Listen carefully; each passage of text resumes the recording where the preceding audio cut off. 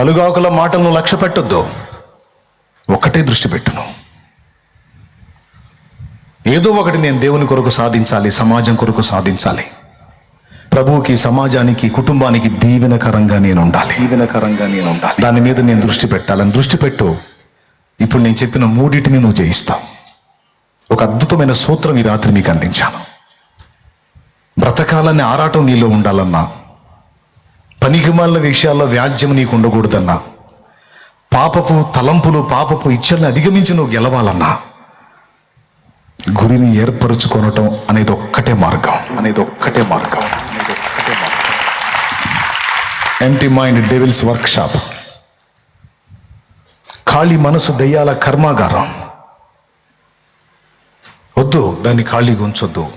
అటు దేవుని కార్యాలు, ఇటు మనుషుల కార్యాలు నెరవేర్పు కోసం ఒక లక్ష్యం కలిగి పరిగెత్తాలి.